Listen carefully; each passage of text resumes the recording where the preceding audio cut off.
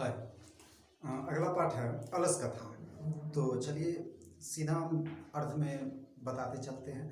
अलस कथा जो है यह इनके जो लेखक हैं विद्यापति हैं। विद्यापति एक मैथिली कवि हैं और अलस कथा पुरुष परीक्षा नाम के ग्रंथ से ली गई है।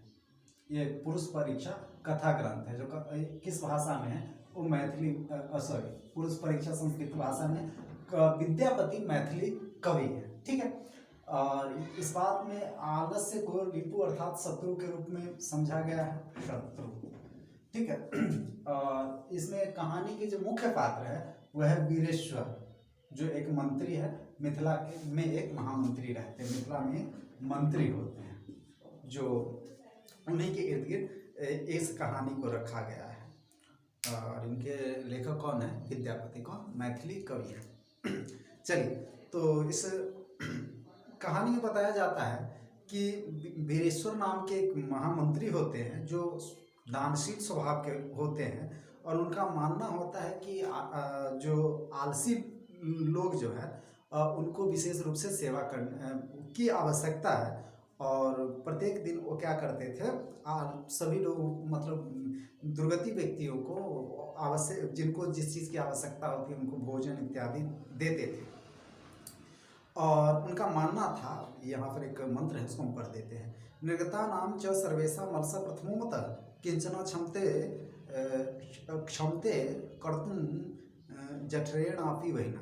मतलब निर्गति व्यक्तियों में, बेकार व्यक्तियों में सब आलसियों का प्रथम स्थान होता है। यह भूख के अर्थात पेट के आग से व्याकुल होकर के भी, मतलब भूख से व्याकुल होकर के भी कुछ करने की स्थिति में नहीं होता है। और वो जो है आलस एक घर बनाया जहाँ पर लोगों को बुलाते थे, लोग आते थे और अपने भोजन करते थे, वहाँ रहते थे। इस एक ऐसा शाला अर्थात घर बनाया और इसे अलसशाला कहा गया। उसके बाद वहाँ पर जो आलसी लोग आते थे, आराम से रहते हैं, इसको देखने के बाद कुछ धूर्त लोग भी वहाँ आने लगे।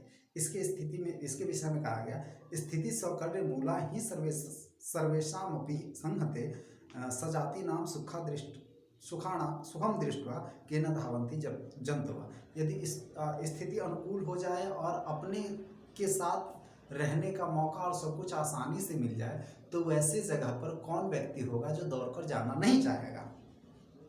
और इस कारण से क्या हुआ कि उस अलसशाला में जो वीरेश्वर के द्वारा बनाया गया था, वहाँ पर धूर्त लोग बनावटी आलसी बन करके और उसमें बन गए कि मैं भी आलसी ही हूँ, मुझे भी सब कुछ मिलना चाहिए।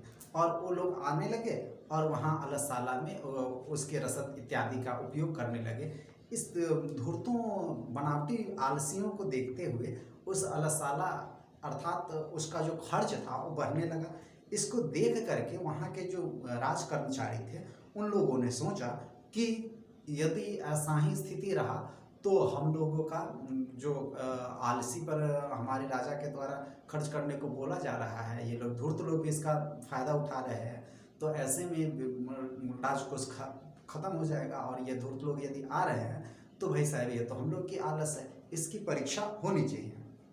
और इसके परीक्षा के लिए उन्होंने क्या किया कि उस अलसशाला में आग लगवा दिया। कौन? किसने? उस राज कर्मचारी ने। और अलसशाला होने के बाद, अलसशाला में आग लगने के बाद क्या हुआ कि सारे आलसी जो थे वह सारे धूर्त जो थे, बनावटी आलसी जो थे, भाग गए और कुछ आलसी भी जो थे वो भी भाग गए। लेकिन चार जो व्यक्ति थे वह मुख नहीं भागे और मुख पर चादर रखे हुए आपस में वार्तालाप करने लगे। पहला बोला कि पहला जो है मुंह वस्त्र से ढके हुए बोला, अहो कथमयम कोलाहल, यह कैसी हल्ला है। पहला क्या बोला? अहो कथमयम कोलाहल, यह कैसी हल्ला है। तो दूसरा बोला, तर्कते यदस्मिन् गृहे अग्निर्लग्नो अस्ति, लगता है कि इस घर में आग लग गई है। तो तृतीयोक्तम, तीसरा जो है बोलता है, कोपी तथा धार्मिको नास्ति यो इदानी जला दरवर्षोभि कटैर्वर्षमाने प्राप्नोति। तो चौथा कहता है कि कोई ऐसा धार्मिक व्यक्ति नहीं है जो मुझे भीगे हुए चादर या कंबल से ढक करके इस आग से बचा ले। तो चौथा बोलता है, पहला क्या बोला, आग लगने के बाद पहला बोला कि यह कैसी हल्ला है, दूसरा बोला लगता है आग लग गई है, तीसरा बोलता है कि कोई यहाँ पर ऐसा धार्मिक व्यक्ति नहीं है जो मुझे भीजे हुए चादर या कंबल से ढक करके इस आग से बचा ले। तो चौथा तो हद कर देता है, चौथा बोलता अये वाचाल कति वचनानि वक्तुम शक्नु तुस्मी कथम न तिष्ठति। अरे वाचालो, अरे बुलक्करो, कितना बोलते हो तुम लोग, चुपचाप नहीं रह सकते। यह देख करके, यह सुन करके उन राजकर्मियों को लगा कि ये लोग ऐसे ही परे रह जाएंगे और इनके वध का पाप मेरे सिर पर आ जाएगा। तो वे राज कर्मचारी सब मिल करके केस पकड़ करके इस चारों आलसी को बाहर निकालते हैं और वो बोलते हैं पतिरेव गति गति स्त्रीणाम बालकानाम जननी गति न आलसानाम गति काचिक लोके कार्मिकम बिना। कि सच कहा गया है, पत्नी की स्थिति पति के कारण, बच्चों की स्थिति माता के कारण और आलसियों की स्थिति करुणाशील स्वभाव के लोगों के द्वारा ही होता है। बाद में उन चारों को आलसियों को बहुत सारा धन और वस्त्र मंत्री ने राजा से कहवा करके उसे दिया। यह सिद्ध हो गया कि यही चारों आलसी है। यह खत्म हुआ।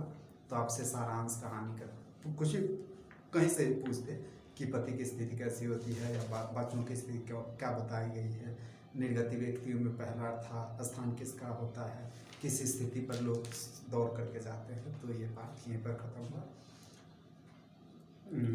बढ़ते हैं आगे बस।